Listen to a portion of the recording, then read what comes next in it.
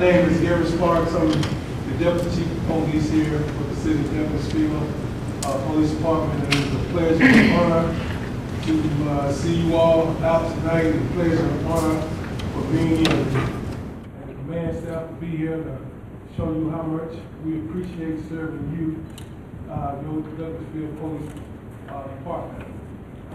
What we plan on doing tonight is talking a little bit about our goal to establish and commit to you that we will continue along the lines that Chief Womack has started us on to do a better job in community-oriented policing. And we are here to bridge the gap between the police department and our citizens we serve. In our minds, there is not a gap because we understand that we are one. And that's the only way that we are going to be able and successful in fighting crime and deterring crime in the city of Douglasville. That's our mission to do. So we're here tonight to just let you know that we respect, honor, and it's a privilege to work in the capacity of citizens like yourself. We wish we would have had the place packed, but you know, that's okay.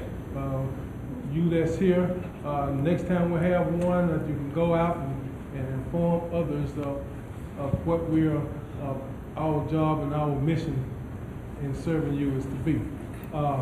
We're gonna go down the line here and talk and recognize each one of the command staff, and then after I recognize the command staff, I will introduce the Chief of Police. He deserves a proper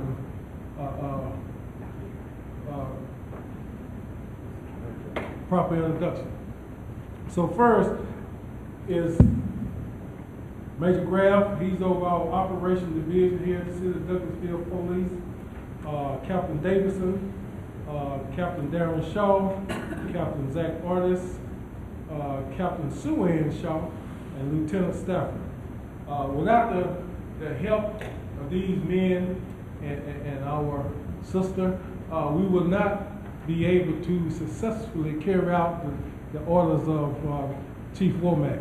It is my job to make sure that the Chief, his goals and objectives are met. And without these men and women up here before you, these goals and objectives would not be able to be met. So I thank them for the job that they do in serving you. Next is I will try to do honor to the Chief. I've been knowing the Chief for 20 or more years, well, 25 years.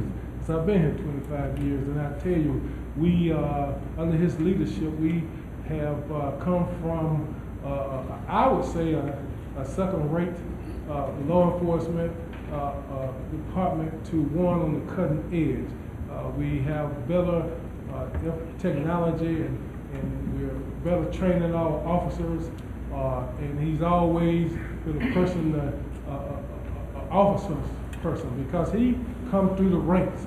You know, some people are given to the position because they're already on top. But I can say that he come through the ranks from patrolman to the position he's in now. And so he understands our men and women of this department. And from this community, which is another ace. I think most of us up here are from this community. So that's what makes it real humbling for us to serve you, because we have so ties to the community. So without further ado, I present to you the Chief of Police of the City of Douglasville, Chief Chris Womack.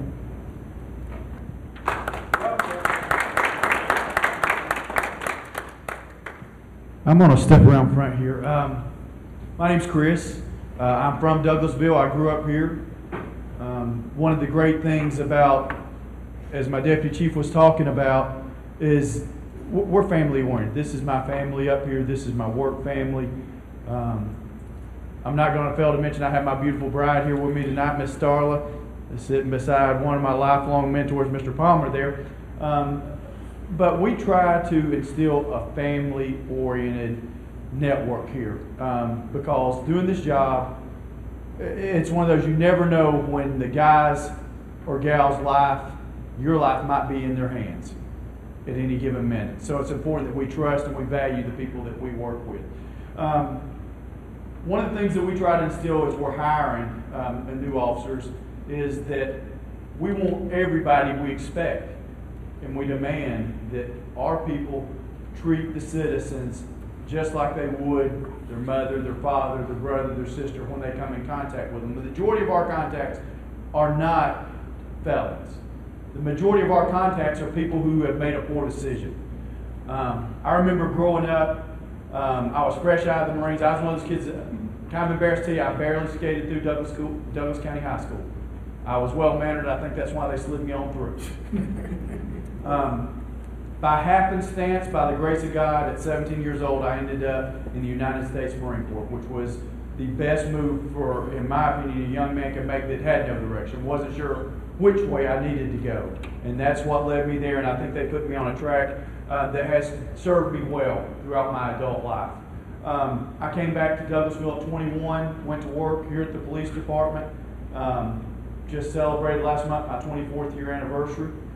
And I remember when I started out in the streets, just riding around in a zone and patrol car, I used to go out and I was locking folks up left and right.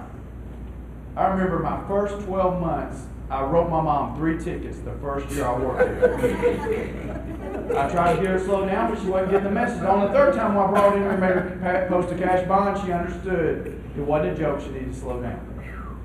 But I've learned growing up doing this job that not everybody has to go to jail. Our job as law enforcement officials are to try to understand, when we can, people that have made mistakes and to keep our citizens safe. And that doesn't necessarily mean that everybody has to go to jail. We have a lot of resources available to us, a lot we didn't have back then. The way we police has really changed. All of us sitting up here together has grown up together doing this. And when we first got started back in this in the late 80s, up into the early 90s, we would lock up the same 15 or 20 guys over and over and over. We knew them, they knew us. We knew the ones that might want to fight. We knew the ones that just climb in back of the Crown Vic and say, come on, take me on up there, let's get this over with. But things have changed. It's a different type of bad guy that we deal with these days.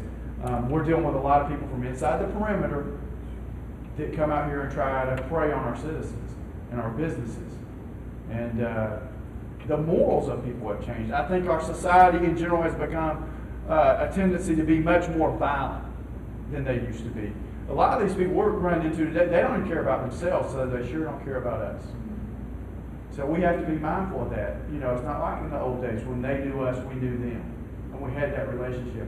We don't know a lot of these young cats that we're dealing with, and folks are just mean. A lot of y'all that knew me growing up here know that I spent a big portion of my early police years was in the school system.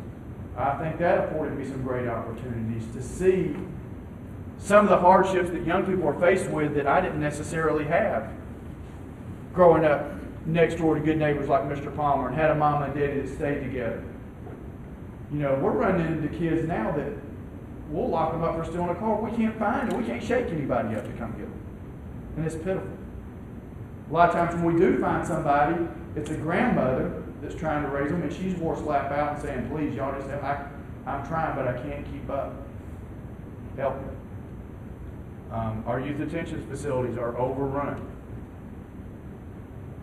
At Douglas County High School right now, we have 2 officers there every day. And they stay busy. A lot of things have changed. Some things have stayed the same. I think what our young people are exposed to today is a lot different than when I was growing up. I think the internet's great. When it's used properly, it's one of the most powerful tools we have at our fingertips. But when it's used improperly, and a lot of times by misguided youth, it can get them in a lot of trouble. Cell phones. I didn't have a cell phone growing up. Wasn't exposed to that. Now we've got young people sending nude pictures of each other back and forth. This, what we call sexting. Getting a lot of young people in trouble. And one accolade I'm going to give my deputy chief is, we do a program here every Saturday. He gives up every Saturday of about 48 or 49 Saturdays out of the year. He's right here in this building teaching a program called Youth Against Violence that we do. That's a year-round program now that runs about 10 weeks.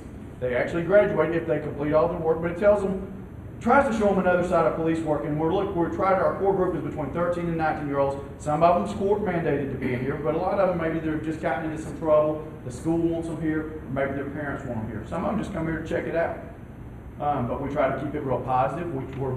Keep it very real for them, for these young people, and to show them that, hey, we're not out to get you, but we're going to teach you the law. And when you understand the law, and if you get out of bounds, we're going to reel you back in, and we're going to hold you accountable. You know, even though I've gotten older doing this, I still enjoy the chase. I like going out here and tracking down the bad guys. But what I've also found myself out doing now I'm a little bit older, once the fight's over, drag them in here, especially with our younger offenders. I'll sit down there and hold a cell right beside them and say, what's going on? Talk to me. What are you dealing with? What got you right here? Your Douglasville Police Department is by far probably one of the most highly educated departments in the state of Georgia, hands down. And that was a legacy that was passed on by the previous chief. He really pushed education. Of our 94, we have 94 sworn officers. A lot of y'all might not realize how much we've grown. I was like number 28 when I was hired here in '89. We're up to 94 certified positions. We have about 25 support staff, civilian support staff. But we've got close to 30 people with master's degrees. We have 4 people sitting on this panel, including myself, the deputy chief, the major, and our newest graduate just this past month, Captain Zach Artis, have all graduated from the FBI National Academy. Yeah, thank you. That is huge. Less than 0.5% of law enforcement attends that school up in Quantico, Virginia, where they make that dedication. Well, for police officers, it's a huge honor to get to go up there. It's very competitive. Georgia gets about 6 slots a year for the whole state, and yet Douglasville Police has 4 active duty law enforcement officers up here. You won't find that anywhere else in an agency our size. The fitness level, I really am big on fitness. Because I think, first off, it's important for their health. This job is very stressful. You have hours of boredom, 10 seconds of sheer terror. And that's very taxing on your body when you have those big adrenaline jumps like that. So you got to be in shape. It's rough on your heart. When you step out of that car and you're neatly pressed, you've got your creases. We pay for haircuts here. We pay for dry cleaning. I want our officers looking sharp, looking tight, so when they step out of that patrol car, a bad guy sizes them up, just like we do. When you come in contact with somebody, you make that first impression on how they're dressed, how they look. When they step out of that car and they look like they're physically fit, their uniform squared away, they are a lot less likely to say, I'm fixing to try this individual. It's just a fact. Now, if you roll out of that car and you're 50 pounds overweight, you got mustard and ketchup on the front of your shirt from the hot dog you was just choking down, they probably fixing to shag from you and say, let's see what he's got, because I think I can take it. And I don't want to see, that's a terrible position to be in when I have to go pick up somebody's wife and take them to the hospital because their husband has just gotten hurt out here on the road. I don't want to be in that position. What we're going to do tonight is we're going to give you a little brief snapshot into each division with our command staff and let them tell you about what their job, their responsibilities are. Because we want to lift up that cloak of secrecy here. We don't want that. We encourage. We're like to tell everybody, we're an open book up here. Because I know if we can get citizen support, hey, if it wasn't for y'all, we wouldn't be standing in this building right here. First off, we couldn't have it because we didn't have a place to do something like this. How many of y'all, raised by show of hands, are from Douglasville? Like, grew up here. From the outhouse to the penthouse. I never dreamed I would be working in a place that is this grand. 2.5 years later, I'm still pulling up, and it's like a dream to me. We are so blessed that our citizens took a stand during a downturn economy, imposed a tax on themselves, and we're going to take care of our police officers. We're going to give them a safe place to work, to deal with these knuckleheads that they got to deal with every day. And I thank y'all for that. Because now I'm proud to say this is our home. And we've got something that we all can be proud of. I think if you come up here and walk around, you'll see 2.5 years later, we're doing our part to keep it presentable, keep it looking good. Just a quick note, all of our cleaning is done by 4 female inmates every day that we go get them. And that's a savings to our taxpayers. That keeps the overhead down. We're trying to do our part, not only to keep it looking good, but be fiscally responsible with the money. We know it's tough. We know you don't need to pay more taxes. We know everybody's doing the best they can with what they got. So we're trying to be mindful of that. But we're going to go through, we're going to save some time at the ends, please. Write your questions down if you come across something you want to ask, and we'll get back to those. Next up is a guy that we've shared different jobs. We've worked side by side together for a number of years. Our kids have grown up together. Just a brief thought when I'm thinking about this individual is he used to be real good friends with my little brother that I lost several years ago due to a medical accident. But they were real tight because their kids grew up playing ball together. And that's what we got going on here in Douglasville. Like I said, it's a big family. And I'm going to call up Major Greg Graff. Okay, he's going to keep his seat right here. And he's the Major of Operations for the police department. Thank you all for being here tonight. Again, I'm Major Greg Graff. I've been here 28 years. Married, was an implant from San Diego, California. Came here playing baseball at Kennesaw State. Figured that, hey, I was pretty good and the Braves were going to look at me. They did look at me and I'm still waiting. So if any of you have any comments, let them know I'm still available. I know McCann will be here next year, so that's a perfect spot for me. My span of control, I'm the Major of Operations, and that means everything that they need me to do as well as everything on this campus here. These gentlemen, ladies and gentlemen, are directly under my command. They do a great job. There's, like you said before, there's 4 captains and a lieutenant over training. We here are a full-scale police department. A lot of people don't realize that. You know, they go, Little Douglasville, we're full-scale. We have everything that Atlanta PD offers and then some. Like the chief said, we've got 94 sworn, 25, 26 command staff or support staff. We've also had 3 certified officers that we use part-time that are retired that does our court security for us because we have court twice a week and it's become pretty taxing on us. So we were given the opportunity to hire some retired troopers and a MARTA officer and one of our retired officers and let them come back as certified officers and work in our court division. Real quick breakdown. We have a patrol division. We have 4 patrol divisions, 2 nights, 2 days. Day shift works 6 o'clock in the morning until 6 o'clock in the evening. Then the night shift comes in and works 6 in the evening till 6 in the morning. We have a motor division and a canine division that work 12 to 12. And what that does is picks up that busy time from about 1 o'clock till about 7, 8, 9 o'clock. So we get more units out there on the road. I've got motor division, canine division. We've got a special operations division that does narcotic work. They do undercover stuff when we have mall break-ins at the mall or break-ins in apartment communities, what have you. They'll go undercover out there and kind of scope the area out and see if we can catch these guys breaking into cars or houses. We have a training division, courts division, records division. I have one gentleman that does nothing but building maintenance here. We don't pay for the maintenance for it to be clean. The sheriff's office gives us 3 trustees. They clean this campus for us every day, free of charge. The sheriff sends us, we go pick them up and they give them to us. They clean top to bottom, day in, Monday through Friday. Right now, I've got a grant out there right now for the federal government. I don't know if we're going to get it because it's closed. But we are asking for 3 school resource officers. As the chief said, our school resource officers, we have 2 in the high school and then 1 at the middle school down here, 1 at the middle school Stewart, and then Factory Shoals, 1 at Stewart. And then we're looking to get 3 more. We want to put them in the elementary schools so they can kind of mentor these children and talk to them and read them stories and just let them know that we're their friend, that we're not there just to lock people up. We did not get it. Oh, well then I guess. Breaking news. Chief just said we didn't get it. 2 agencies in the state were awarded SRO this year. Our zone maps, we run 4 zones as you see here. Everything north of the tracks is zone 1. Everything south of the tracks to I-20 is zone 2. The green area down here south of the interstate is zone 3. And then off to the left you'll see the Thornton Road corridor, which runs Riverside Parkway and Thornton Road. We have 1 unit out there. Pretty big zones right now. We're looking at the data we have, trying to look at reports, times of reports, to see how we could better cover the city. These are big zones. We want to kind of break them down, look to break them down so we can get better coverage in the areas needed.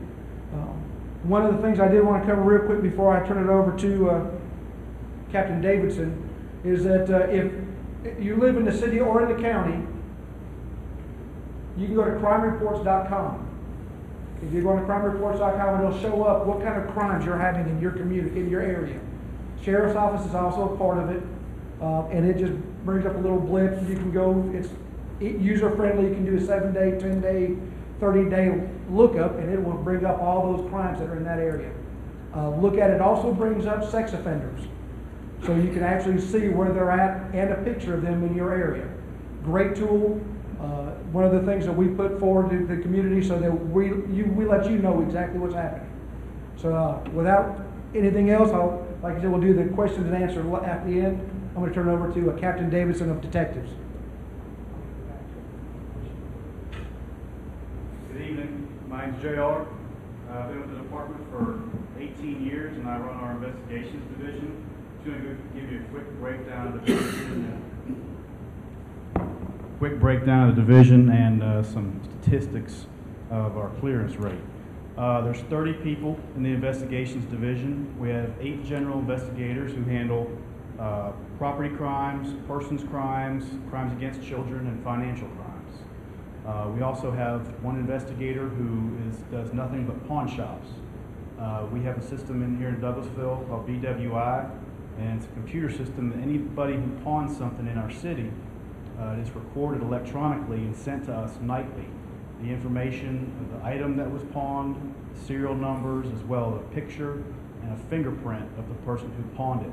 And what that lets us do is track down stolen items from burglaries and other thefts and return it to the victims, and we've been very successful with that system. We have 1 crime analyst whose job is to just study current crime trends here in the city, as well as help the investigators with their cases if they need any specific research done in their investigations. We have 2 crime scene technicians. Our crime scene technicians, one of them is brand new, and she's just started her training. Our other technician, she's been with the department for a long time, and she's one of the most highly trained people in the department, definitely in crime scene work here in Georgia. She's been all over the country in training for crime scene investigations. Before I go on to the other parts of investigations, I'll just tell you a couple statistics for our detectives. We only assign a certain number of cases based on solvability factors, which are, is there a suspect known? Is there a tag number available? Is there video of the crime? Are there any witnesses? We use solvability factors to decide whether a case, when a patrol officer takes a report, is going to get assigned to a detective. In the last 12 months, there's been 1,374 cases assigned to those 8 general investigators. They've solved 78% of Part 1 crimes, which is rape, burglary, homicide, robbery, aggravated assault, auto theft, and general larcenies. So 78% of the cases that get assigned to a detective get solved, Part 1 crimes. Part 2 crimes, which is all our other cases, domestic violence, regular assaults, and misdemeanor larcenies, we have an 82% clearance rate on cases that are assigned to detectives. The FBI tracks clearance rates for departments across the country. However, it tracks the clearance rate on all cases known to police. And the average clearance rate for a police department across the country is 22%. And here in Douglasville, our rate is 28% clearance for all crimes known to us. Real quick, our other divisions that fall under investigations, we have a special ops division. There's 9 investigators that work with that division. We have 5 of them are undercover. They work narcotics cases, vice cases, prostitution, hotels around here. We have 1 investigator in special operations who's assigned to the DEA, and he only comes on Thursdays to get his paycheck. Other than that, he works down at the Richard B. Russell building, and they work major trafficking cases of drugs, large quantities of cocaine, marijuana, methamphetamine, and he works all around Metro Atlanta, and a lot of times he ends up traveling to other states as well. What that is the The DEA has these teams, and they're composed of officers from agencies around the metro area. And we donate manpower. They get to work big cases, get big trafficking busts, and then we get money back. Seized drug funds comes back to any department that has somebody who takes part in that unit. Also, the fines unit falls under investigation. The guys on the interstate in the black cars that sit in the median, that stands for felony interception and narcotics detection. And their job is sort of similar to our DEA assigned investigator, is to look for large quantities of narcotics and cash that run along our interstate system from the border up and down the East Coast. They also, part of their job is, since the chief said, a lot of our criminals come from Atlanta and other metro areas around Atlanta. And the easiest escape route for them to get back home is the interstate. So we have 3 officers assigned to it. One of them is a canine. The county has 3 officers assigned to this unit. One of them is a canine. And they're on the interstate all the time. So when we have an armed robbery, major crime like that, a lot of times we get a lookout. Those are the guys who catch them and get to chase them back towards their home, because the interstate is their easiest route of escape. So we have people down there waiting for them. I'm also going to talk really quick about, the chief mentioned this earlier, sexting and electronic devices that our children are using these days. And I have just a couple tips for you. You see this in the news all the time, and there's kids these days that are committing suicide because of the pressure they're receiving when they make a mistake and send a picture out, and it gets sent across the internet. One of the most important things you can do for your children is to understand the technology that they have. If you give them a phone, you need to know everything that phone's capable of doing. Is it capable of text message? Is it capable of online gaming? Is it capable of sending pictures of themselves? A lot of people don't realize it, but most online games these days have a chat feature, and you can chat with other people who are playing. Well, kids are using these chat in addition to the instant messaging on their phones, and they can send chats through these games, and there's no record of it really. Also, a lot of criminals know that, and they use these games and can communicate. Criminal organizations actually use them because it's very difficult these days for the police to intercept somebody's Xbox text message when they're playing, I don't even know the name of these video games, but Halo, stuff like this, these online war games. They can chat and talk all day, and we can't have any way to intercept it. Also, in addition to understanding the technology that you give to your kids, it's important that you lay down rules when you give them this technology. You can't just hand them a phone and say, here you go, you need to be good. You need to set specific rules and explain to them the potential disasters they could face if they start sending pictures of themselves or spreading pictures or spreading even just rumors about stuff that's going on in school and stuff like that. They need to know there's rules that you set for them. And lastly, be vigilant. It's not against the law for you to spy on your kids. And if you aren't paying attention to what your kids are doing and getting in their business, then they're going to be doing things you probably wouldn't want them doing, and they may regret later on. You need to look in their rooms, you need to look through their devices and pry and find out what they're doing. And lastly, I don't know how many of y'all follow us on Facebook, but I run the Facebook page. I try to put interesting stuff up there.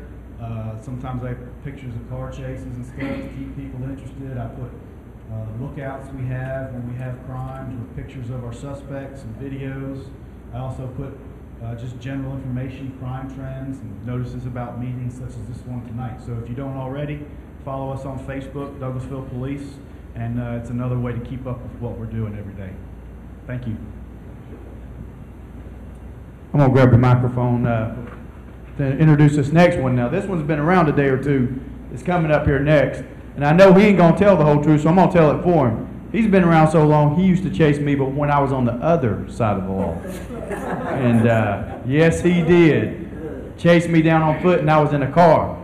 So don't let the gray hair fool you up there. Back in his day, he could get it. But Captain Darren Shaw.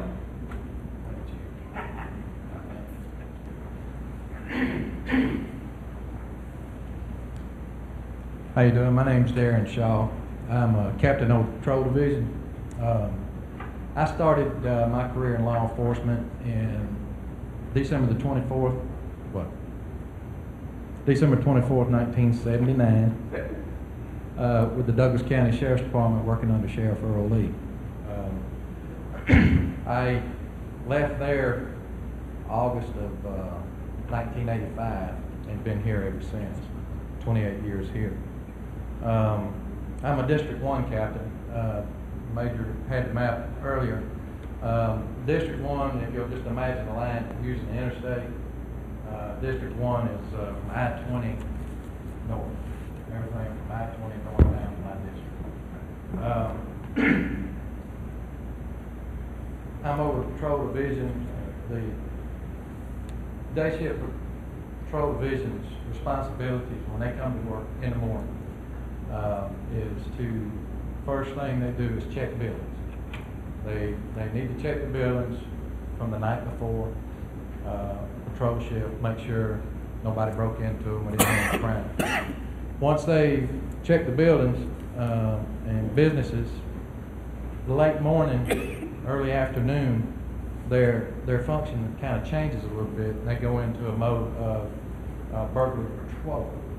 And that's when they start hitting the subdivisions, hitting the parking lots. The whole object is you're seen in the community, you're patrolling the subdivisions, and you're in the parking lot, you're preventing crime. And that's what we want to do, is keep your house from getting broke into, your cars broken into. There's zone patrols that people put on their residences and stuff while they're out of town. And we try to hit those locations 4 or 5 times a day, or as many times as they can, depending on the day's business, and check those people's residences. Anybody ever used our zone patrol on your residence when you go out of town?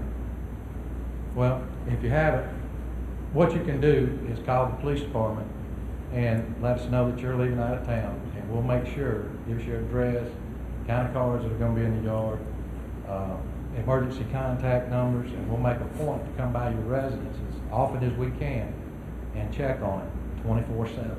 So if you go out of town, please give us a call.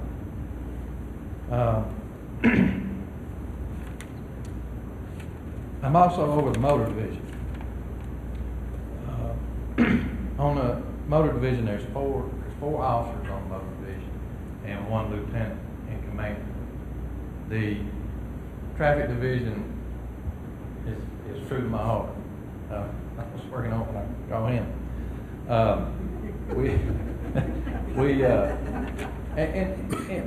And to that, he didn't explain what he did, why I pulled him over.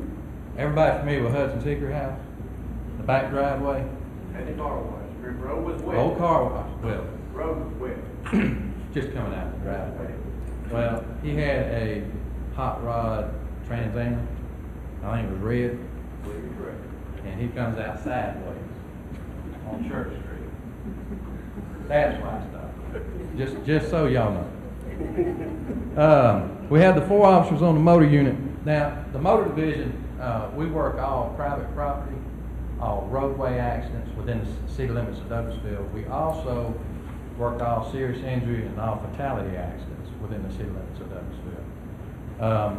This year, we've already had 3 fatalities and 2 serious injury accidents. Last year, we had 3 fatalities within the city limits of Douglasville and 1 serious injury accident. It's the training, the amount of training that goes into working in the motor division. Number one, you don't only have to go through all the training you have to go through to be a police officer. You have to go through the training of riding the motorcycle. All the motor units, with the exception of the lieutenant, he has one as well, all ride the motors. They ride 365 days a year. There's no temperature guideline on them. They'll ride until they can't stand it no more, and then they'll park them and get in the car. But in most cases, probably 90% of the time, you'll see them on their bikes. The amount of training that these guys go through to be accident investigators is a lot. There's 5, 6 classes that they have to go to. Some of them are 2-week-long classes, some of them are week-long classes, But when they completed all 6 levels of training, they are considered by the state of Georgia as an accident reconstructionist. And it takes that kind of training to be able to get out here. I don't know if you went by a real horrific scene and seen the jumble up mess of cars out there and the debris everywhere. These guys have to be able to figure out, you know, if unfortunately if everyone was deceased in the accident, we've got to figure out what happened and how it happened. If you don't have the witnesses, the accident happened 2 o'clock in the morning on Highway 5 and there wasn't any witnesses, then we've got to be able to tell the insurance companies and the families what happened. And with the training that these guys have, they're able to do that, and they do it quite well. I'm also over the, well, let me go back. The Motor Division also is responsible for all major special events within the city, planning the traffic, the 4th of July parade, Labor Day parades, Christmas parade, Veterans Day parade, homecoming parades, any special event where there's going to be an issue with traffic, we cover that. Now, the lieutenant that is over the unit, Lieutenant Loudermilk, he plans that out, plans it well, and we've done this for several years without any issues. Also, under my command is the K-9 division. Now, the K-9 division, that's a different group of guys. Those dogs that they have, they're with them 24/7. The dogs, they live with the handlers. They go home with them. They're with them during their off time. They're with them while they're working. Now, I'm told that these dogs act just like any other pet when they're at the house, around the kids, just like your dogs. But when they see the handler or their commander putting their uniform on, they know it's time to go to work, and they change. They change gears quick. Have any of y'all been to any of the demonstrations, demos that the guys have done? Pretty impressive. Did they just do the drugs? Did they have the bike suits on? Bike suits, drugs, guns, explosives. The training that goes in to these guys, with these guys, is phenomenal.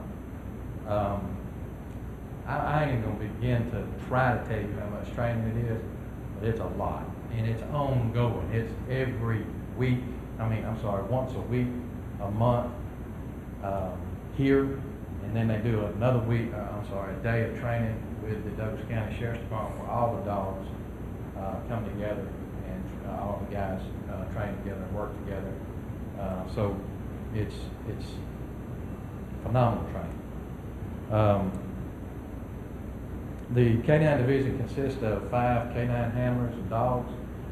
One is assigned to the fine unit under Captain Davidson, and the other 4 are assigned to patrol division. These guys,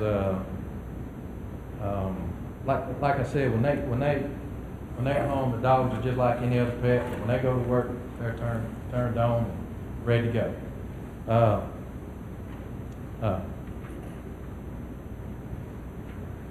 Oh yeah, and the national certification that they just went through. I don't know if y'all see I think we had like 115 teams here from all around the state of Georgia where they had to get their national certification, and we hosted it here in Douglas County.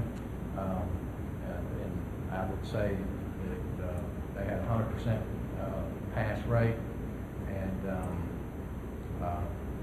it's a big event, and we got a lot of accolades out of it.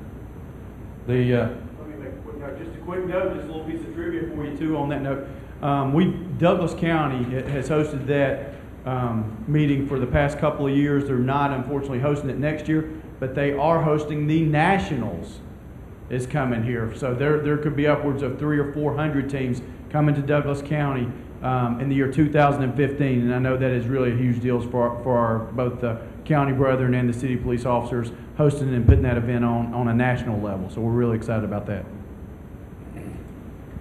Things the K-9s are used for, naturally drugs, drug searches in homes, drug searches in cars, drug searches and just open property. They're used for tracking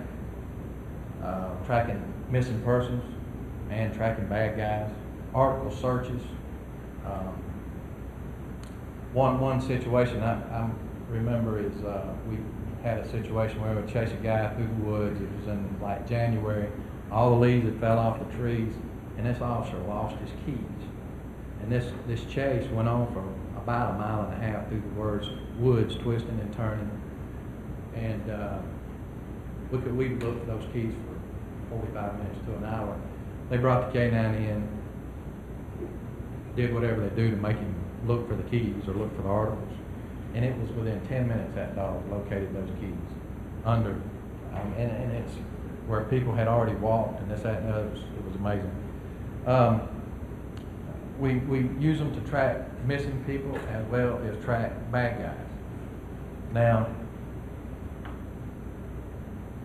you would think that a canine handler, well, that dog who is chasing you through the woods, hollering, "Stop, I'm going to let this dog go," they would have enough sense to stop. I wouldn't. I'm not going to go no further. I don't even like walking by their cars when they're in the parking lot. But there are some people, knuckleheads, that don't listen. And when they don't, they generally wind up with a dog stuck on them, and they go to the hospital. We catch them anyway, but they're going through all that extra pain. I don't know why, but they do. Those are the divisions I'm over. I'm also over fleet maintenance. We have several cars here. We used to have all our cars repaired at our city shop behind the old police department. Since we've been over here, we have our own shop here, and we're able to get most of our repairs done here. Other than that, that's about it. Thank you very much.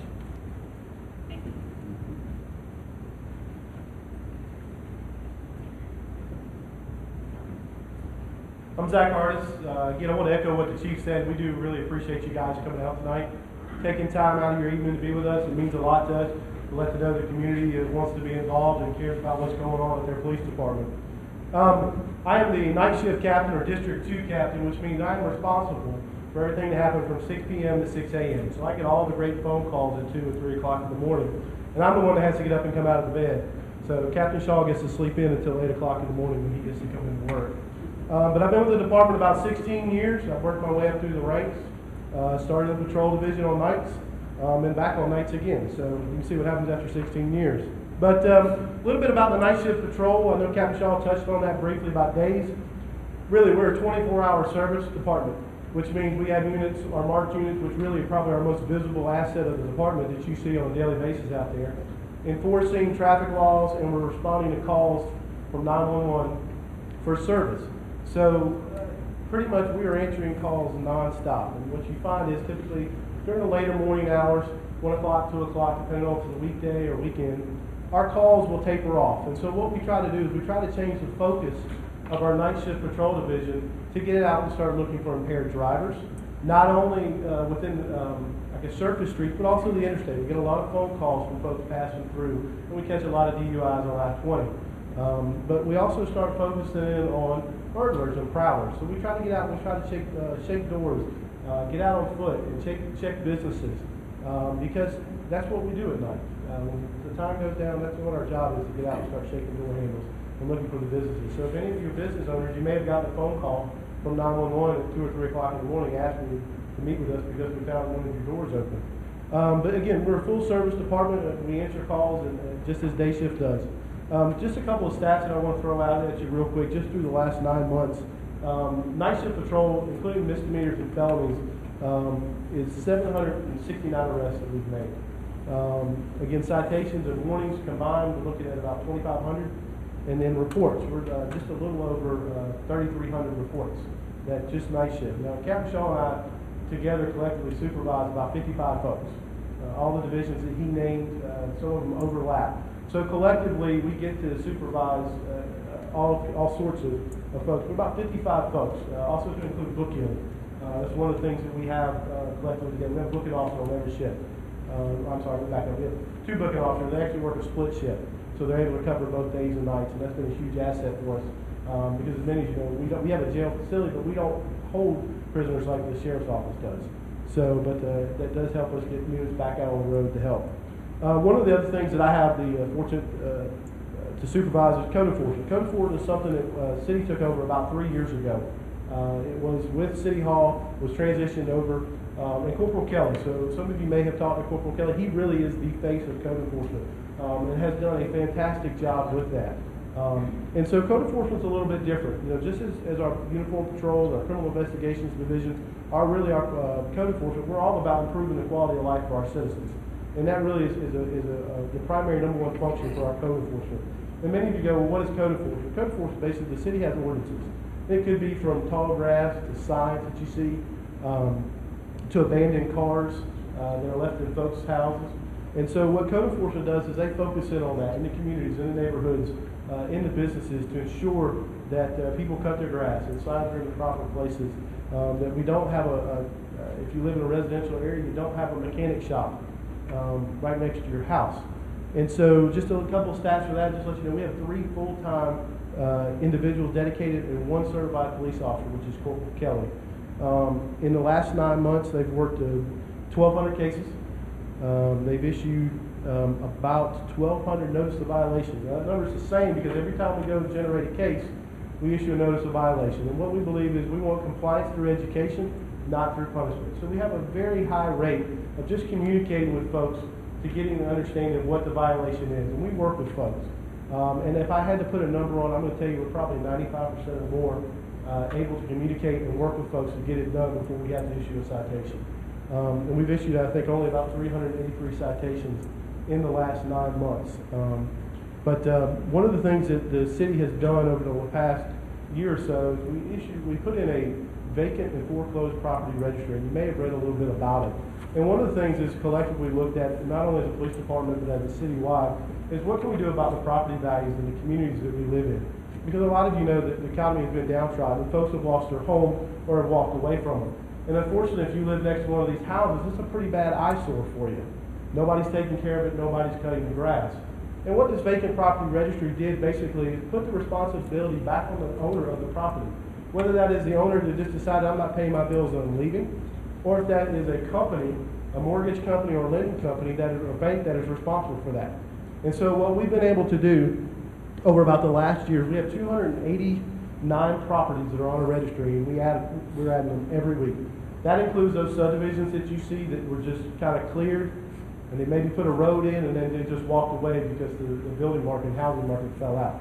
And so we put those properties. So we have been working diligently. We have one individual that spends 95% of his time following up on these properties to get the grasses cut, to get the houses fixed up, to maintain these properties. Because we do recognize that these houses do lower the property value, and they're an eyesore at times. And he also focuses on one of the things I wanted to let you know about the vacant property registry. It only pertains to residential. It doesn't pertain to commercial. But we haven't forgot about commercial. If you notice, there's a lot of buildings that have closed, and we may have missed some businesses that have moved out of the city. And we still focus in on those because we still have ordinances that they have to maintain a certain look in a certain way. But if you guys have any questions, I'll be more than happy to take them at the end of the presentation here. But I just want to let you know that we do have a city website, police department website, and we do have a section on code enforcement. If you have questions about signs or how to obtain a yard sale permit, or about our vacant property registry, we have a lot of forms on there. You can communicate with us.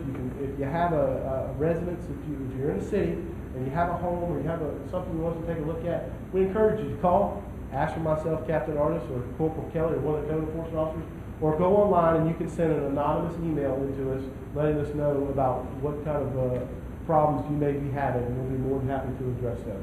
So again, thank you for coming out tonight. It does mean a lot to us, and look forward to talking to you here shortly.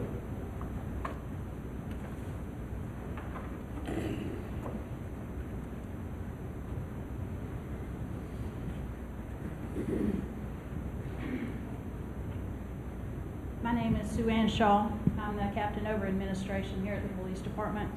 I've been here for 22 years today. I was born and raised right here in Douglasville. I started off here right out of college, and I too worked my way up through the ranks. I've spent 14 years in uniform out there on the road, on patrol, so I was happy when they offered me this office job. I don't have the exciting divisions that these other guys up here do. I've got the more behind-the-scenes divisions, but my people are what makes the world go round here. Without my people, these guys couldn't be doing their jobs. So I'm over the records division. We've got 3 records clerks. Those records clerks handle all the reports that the officers do, the incident reports, accident reports, and complaint reports. They handle all the open records requests. They also handle all the permits that people need, like alcohol serving permits, package sales, secondhand permits, pawn shop permits, taxi permits. I'm also over the municipal court. Our municipal court judge is Judge Keith Rollins. Anybody that knows him knows he's very fair. He loves his job, and he gets on the bench at 8:30 in the morning, and he gets off when he's done. He gives everybody their chance to say what they've got to say, and he listens, and he tries to be fair. We have court every Wednesday and Thursday. We have 86 court days a year and 172 sessions per year. In our municipal court, we have probation days, arraignment, pretrial, public defender, and trial days. Our court hears misdemeanor traffic violations, city ordinance violations, code enforcement violations, misdemeanor shoplifting, misdemeanor possession of marijuana, and misdemeanor animal control cases. Other misdemeanor cases are heard in the state court, the Douglas County State Court, and of course the felony offenses are heard in the Superior Court of Douglas County. In 2012, we heard 8,992 cases in our court, and year to date this year, we've had 6,902 cases heard in our court. Any of y'all from around here know that where we came from before, we were in 4 or 5 different buildings. If you needed something from the city, you walked down the street 2 blocks over, but now we're all housed in the same building. We've got a courtroom over here in the big building, so it's much more convenient on the public. Another one of my divisions is the Information Technology Division. We have 2 employees in information technology, and they've come a long way since we moved into this building too. Everything in this new building is electronic, locks, video surveillance system, computers. Every officer here is issued a computer, and those 2, they do an outstanding job keeping up with all of our electronic systems. I'm also our receptionist. There's 5 data entry operator receptionists, and I'm also over the terminal agency coordinator, who is over our GCIC. She keeps up with all the rules of criminal histories and driver's histories and all of that classified information, and keeps all of us in line with the state to keep us out of trouble. And luckily I have good people running all those divisions, so I can spend the majority of my time on the purchasing and the grants that our department has. I assist the chief, deputy chief, and major with all the purchasing in the department and managing the budget on a daily basis.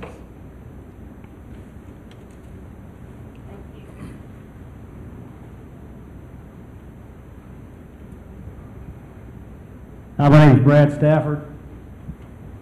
This will definitely be the most exciting part of your evening. They say save the best for last. I'm in charge of the training division at the police department. I'm also responsible for the hiring and the background investigations on our employees here at the police department.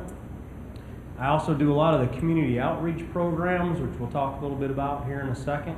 I'm also in charge of the day-to-day operations of the SWAT team here at the police department. So I'll kind of go through just a few of the different aspects of those different jobs, because they vary just a little bit.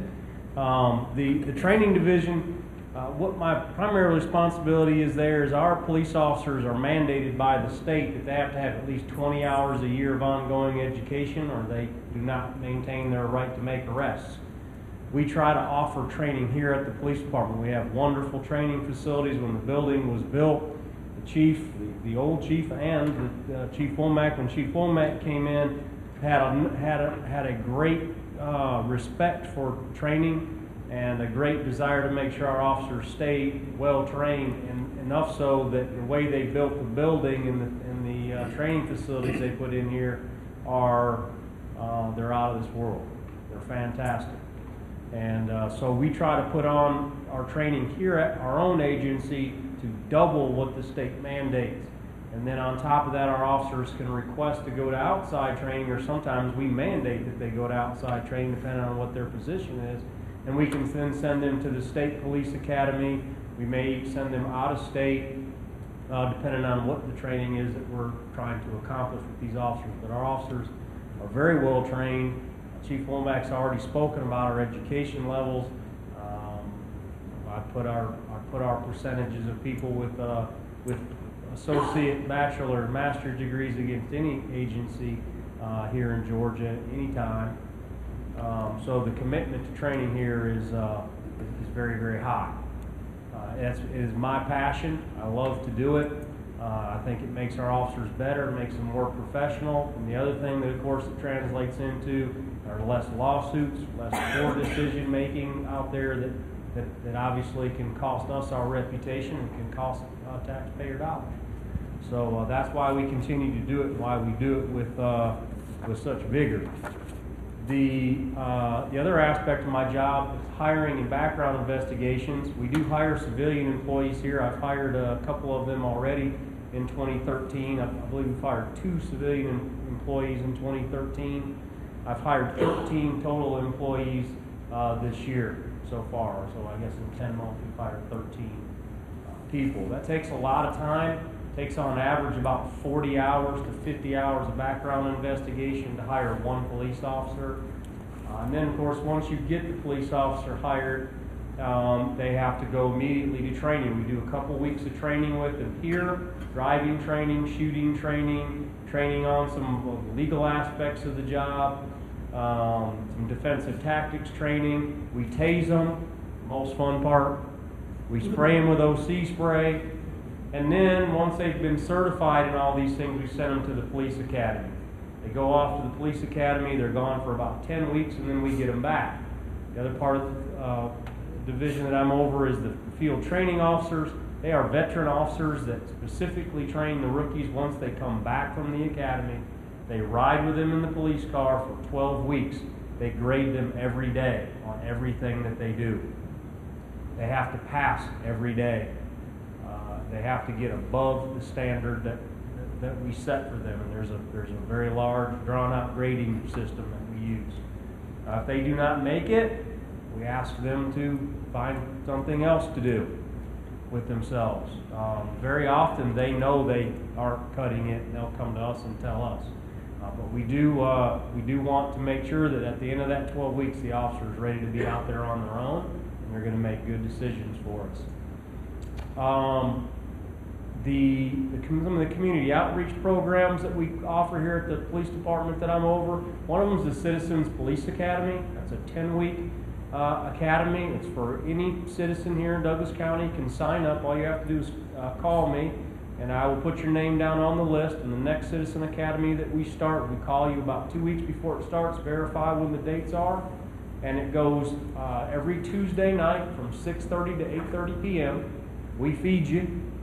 And we bring in different members of the agency. A lot of times, several of the people you see up here will come in. We also have members of the Fines Unit, K-9 Unit, SWAT team. We try to bring in all the different divisions on each different night, come in and talk to you. They do PowerPoint presentations. They take you out, and you get to see demos with the dogs. You get to see demos with the SWAT team, and so on. So basically, it's our attempt to bring you into the police department and introduce you to many of the different officers as they do their different jobs, and actually get to learn quite a bit about what they do and why they do what they do. And we've just found that it's a great way to communicate back and forth with the public. The citizens usually get a lot out of it, the officers get a lot out of it, and it's been a great program. We've been doing it now, I think, about 10 or 11 years here at the police department. We also offer a public handgun clinic. That's the first Thursday of every month. All these classes are free, by the way. The public handgun clinic, we bring you in here to the conference center. I teach you about handgun safety, concealed carry laws, and different aspects of owning a handgun for about an hour. And then the second hour, we're down in the range with firearms instructors actually teaching you some fundamentals of shooting. And you get to shoot a little bit down in the police range.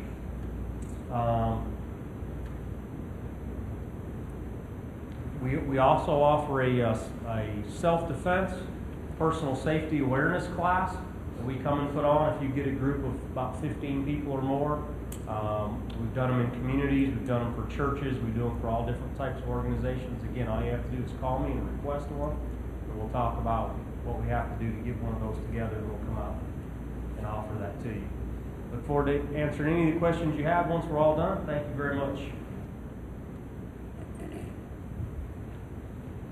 Well, thank you all. At this time, do want to recognize one of our state reps. Ms. Jones came in and joined us tonight.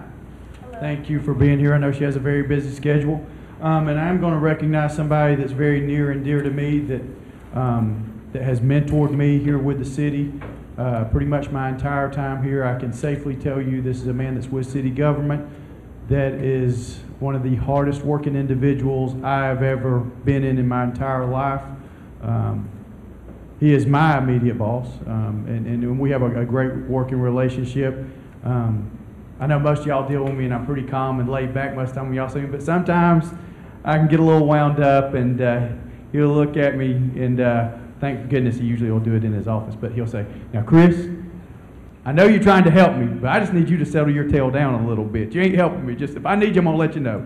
But I'm going to ask up my city manager, Mr. Bill Osborne, if he'd come up front for a second. This is the man who takes care of all the business within the city, right here.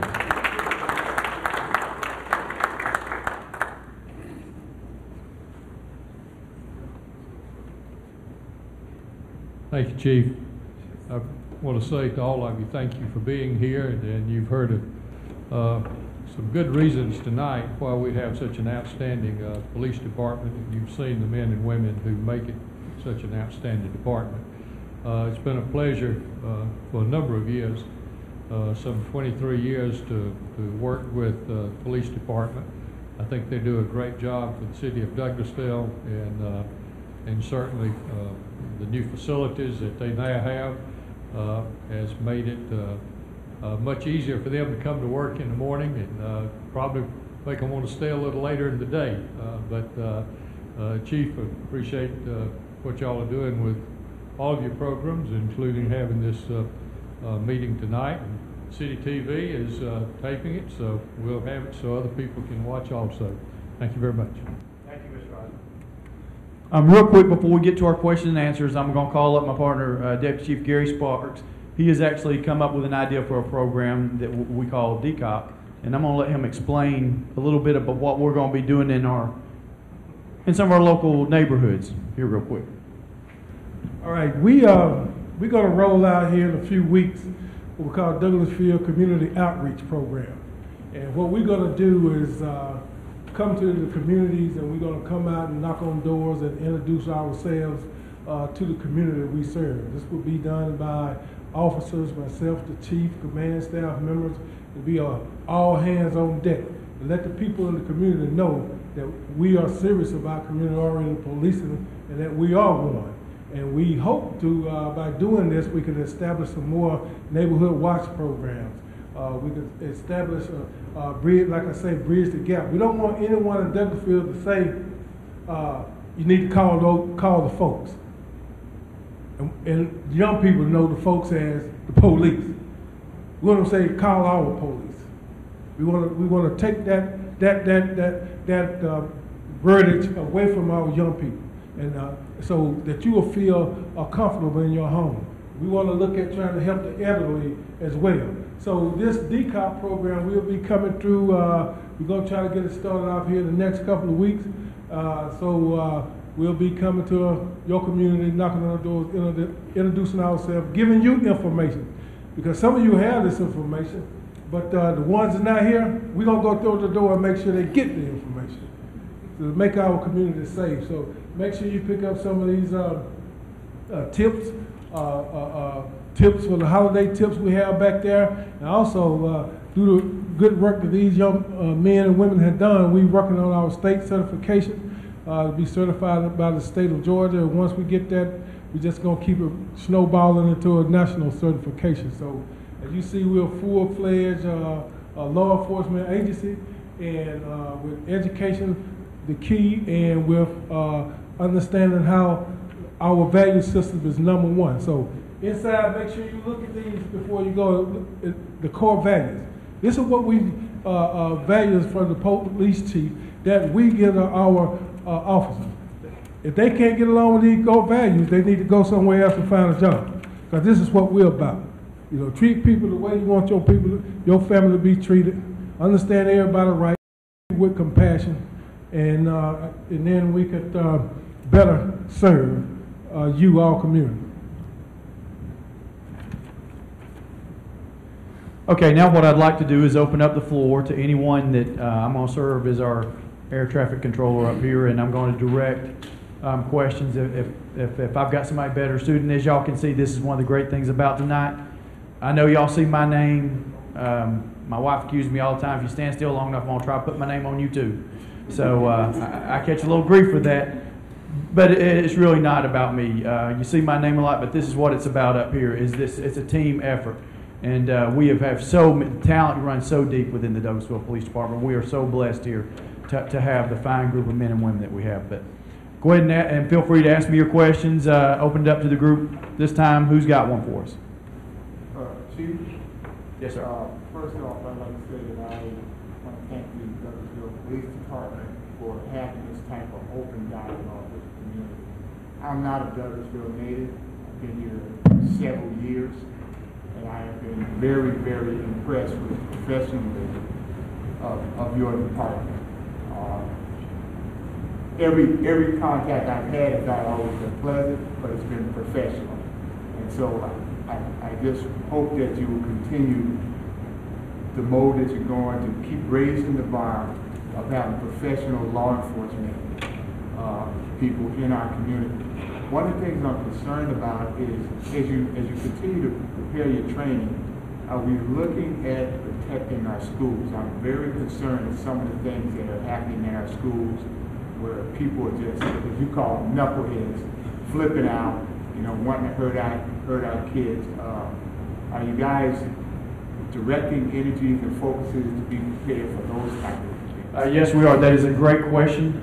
We are. We do have several school resource officers in place. We have school resource officers in place right now in all of our middle schools and high schools, and 2 at Douglas County High Schools, as a matter of fact. But even as early as recently as this past week, myself and the deputy chief met with Chief Deputy Stan Copeland with the Sheriff's Department. I'm not going to tell a lot of details because I don't want to give information, but we're actually combining together to purchase safety equipment that will greatly enhance the safety of every school we have in the county.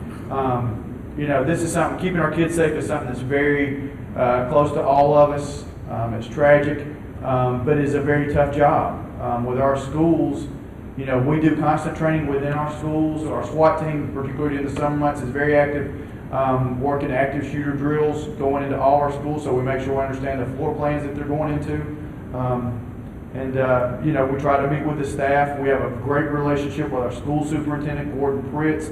One of the systems he's implementing right now, that in conjunction with law enforcement, is stop safety cameras. That in conjunction with the arm on the bus when it goes out, there's a camera that'll start. That's something we've been having problems with out here in our community, is people running past stopped school buses. Unfortunately, last school year, we had a young child hit and killed right a mile from my house, getting off the school bus. But yeah, we're constantly trying to update and come up with new technology. And like I said, between us and the Sheriff's Department with our drug funds, we're fixing to make a substantial investment into our school system to provide additional safety equipment that's going to make each one of our classrooms safer. What we're also trying to do with the Youth Getting Balance program, most of the students that we have are students that go to school in our Douglas County school system. And what we're trying to do is tackle this from educational perspective and try to teach them values and decisions and choices to these young people who goes back into the school system, help them understand that they are part of the community. And so this is another way of the community outreach program that we're doing to try to help alleviate some of the destructive nature that some of the young people are displaying in the school system. And we have found out that since we started the Youth Against Violence program, the disciplinary action in the Douglas County school system has dropped. So, we're educating, we have prior planning for assaults if we have to, ready to go. for all schools in the city. And so we planning for, we hope we'll never have to use it, but, you know, we're just being ready. Yes, sir. My name is Luke Costello, Chief. I've got a question about, we have a security system, and we went to one of these about 5 years ago.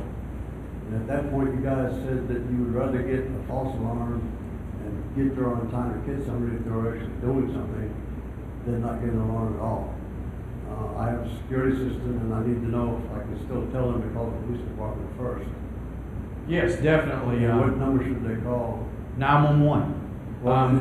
If it's outside the area, the number that they would call for a security system, their secure line will be 770-920-3015. It goes directly into our 911 system. Thank you. I also go around and every time I see a police officer, I like to shake their hand and say thank you for being a police officer. And I've been going into Kroger 2 or 3 times now, and it's come back at me because I'm a veteran, and the officers beat me to it and say thank you. But I want to thank all you guys for being police officers. And I appreciate you, my wife appreciates you, and everybody that lives around me appreciates you. Thank you for your service, Mr. Costello. You know, one thing I'll say about the great things about the city of Douglasville here again and Douglas County is we do receive a lot of positive support from our community. And we do feel the love, where I think sometimes the community is not well received. But, you know, we try to stay proactive and do the extra things to stay active in our community. That I think pays us back dividends. Yes, sir. Good evening to all. Chief Womack, my name's Denny Bridges. I'm a member of this community. I'm a native of this community. And I wanted to echo what this gentleman said. You guys are doing a great job. Thank you for protecting and serving. I also want to say that I got to put a plug in for a program that you've established that I'm really excited about. I tell everybody that I run into about it, because I am retired now and I've got a little time on my hands. And I found out about Deputy Chief Sparks' program, Youth Against Violence. That is such an incredible program. I mean, to have these young people to come in here, and I volunteer, and I just look forward to Saturday mornings, to be honest with you, because I know we are reaching a lot of these kids in the community, and we can certainly make a difference. And I just applaud the force's efforts in that regard. It makes me proud to be a member of this community. Say I'm from Douglas County. So thank you for what you do. Keep doing what you do. Thank you, Mr. Bridges. I have a loud voice. I just wanted to say thank you. That's all. You all are doing an excellent job. I see, after coming out to Douglasville for a very long time, I see the culture of the police department and the relationship with the community changing. This guy here is the best thing going. His programs are great. You all are excellent. I just want to thank you all for your time. Thank you for your time tonight. Thanks for coming out. Chief, I had one of my neighbors who couldn't be here tonight wanted me to ask a question. And while the deputy chief has touched on this with the DCOP program, the question was if you could provide some information. We have it on the city TV. If somebody was interested in starting a neighborhood watch in their neighborhood, what would they need to do? Great question, Mr. Osborne. We have our main direct line at the City Police Department is 770-920-3010. The best probably point of contact I can give for a name of that would be Lieutenant Stafford. He has a couple of individuals. Lieutenant Stafford's our training lieutenant that spoke to you. Now we have 3 people in our training division. One thing I'd also like to pass on to our viewing public, if you were to need myself, ask for me. They transfer it to my desk phone. If I'm not sitting in my office 24 hours a day, 7 days a week, it goes to this phone right here in my pocket. I feel like I owe that to the citizens of Douglasville. My wife gets very frustrated. Even if we're off on vacation, I still take business calls because it's still important for me to stay in contact with what we got going on back here at home and making sure our citizens are taken care of. So one thing I'd like to encourage the viewing public and also all of our guests here tonight, I'm very passionate about the work we do as police work. I'm also not ashamed to admit I've become a lot closer in my walk with the Lord over the past 5 years. I've done a lot more praying over the last 5 years since I've become chief. A lot of challenges put before me that if it wasn't for my walk with the Lord, I know I wouldn't be where I'm at today. So we gladly come out to youth groups at churches, Boy Scouts, Girl Scouts, however you can use your police department. We've got talent within these walls that will be glad to come out and support whatever it is, youth sports. Greg Graff, over the years, has coached so many youth kids. He's now coaching kids of kids that he's coached. So please use us in that respect as well. Yes, ma'am. When you started out, you were talking about the kids not growing up the same way you and I maybe did, and not having an intact family or even a place to go sometimes at night. So the grandmother who finally calls or you get in touch with, who says, I'm at my wit's end, do you have any resources? What do you tell her? Yeah, we do. We reach out to them. One of the first places we try to do is we find out where the young person's in school at and get in touch with the counselors there. We're very active beyond just our school resource officers. Many of my staff are connected in the school system. We have resources there. We have counselors here in the community that we can help them with. We try, and we don't mind going out, and a lot of times what they want us to do is just sit down and spend some time.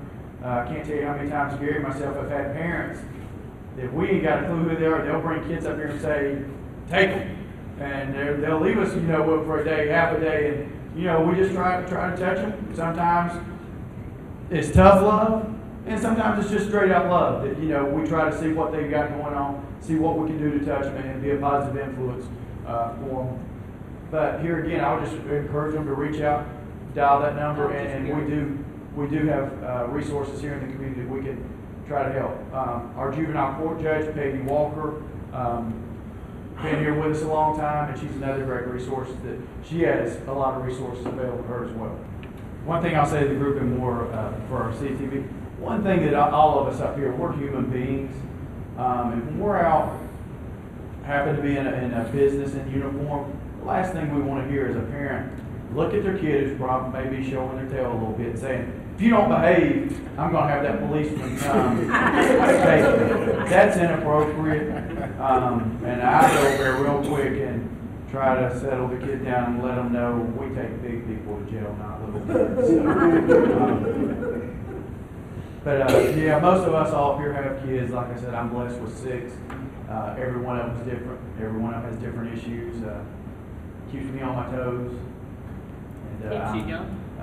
Well, little quick story. I know we got to wrap this up, and I know everybody's got someplace to be, but I do. I work out a lot, and I try to stay fit. Stay a little buff. And of course, Star's a good bit younger than I am, and we're at the fair, North Georgia Fair. So we're strolling down through there, and we come to the guy that's doing the age, weight, and month of year. Well, if you want to win, just as random luck, let him guess the month. But I didn't want that. I wanted him to guess my age right. And so I'm feeling pretty good, had me on a little tight-fitting T-shirt, and I said, I want you to guess my age. He said, no, you don't. He said, I'm fixing to embarrass you. I only let the little kids win like this. I said, no, I want you to guess. Had to guess it within 2 years. So he takes his little sticky pad, he writes it down. Well, it was 1 week before my 46th birthday. I turned 46 on the 5th of this month. He flipped it over, he had 47 on there. So I don't know about staying young. Maybe it's telling on me a little bit, but it was a kick in the pants. Ruined his whole night. Yes, it did. It did. It brought me down. Yes, sir. Chief, I'd just like to say that I'm so sorry that we don't have more people here. No kidding. I would have thought this would have been a lot larger. I mean, I don't know why. I want to know, and I'm going to encourage people in my community to want to know, so they'll be involved. But I'm a little discouraged with the turnout, but I'm glad who's here is here. Me too. You guys have done a wonderful job. So Me too. Me too. We're Thank you, going sir. to get this DCOP program, knock on a few doors, and maybe next time. Good. I have one more question, if you don't mind, and this is, I hate to get heavy on you, but and the only reason I'm here, I've been doing some reading today, and how often does the police, well, let me just tell you why I'm asking. In a state of emergency, if we had terrible floods or civil unrest or whatever, and a state of emergency is declared, And the reason I'm asking this is because of the Katrina thing. Does your department know that they cannot confiscate citizens' guns? I mean, I've read up on it today. I'm just asking because of that. I don't think without an order from the governor coming down, no, I don't think that could ever happen. I can't imagine. Oh, a but it happened situation. in Louisiana, and so. Well, I think a lot of things happen in Louisiana. To be honest No, with it you. did, and we, you know, and just with the reading made me bring it up today, because I've read something rather disconcerting, about some laws that are trying to get pushed through by some of our commissioners, and that do apply to gun control, and it's not, necessarily gun control, but because they know that's not an option, then it's like a roundabout way, and one of them was the state of emergency. Yeah, I can't imagine us getting in that situation here. I for one, personal opinion, I'm in favor of having responsible legal folks having a weapon in their home of what they choose. But within that vein, I'm also saying you need to be responsible and you need to be trained to use that. I think it's a very huge responsibility to own guns. I've carried a gun since I was 17 years old every day of my life, but I'm by no means a gun nut. It's just been my job that I do. But I think it's a huge responsibility because what I think happens a lot of times is people want to rush out and get a gun, have it on their persons. I fortunately have never had to shoot someone, but I think if it come down to it, I believe I could. But I think there's a lot of people that haven't been trained, that are in a situation where they pull a gun out and they're not ready to make that split-second decision. Now what you've done is put a gun, because somebody will snatch it away from you and use it on you. That's what I would tell anybody that's thinking about. I would say train up. We have great weapons training right here. Is one of the best in the state. Brad Stafford over there on the far side of the stage.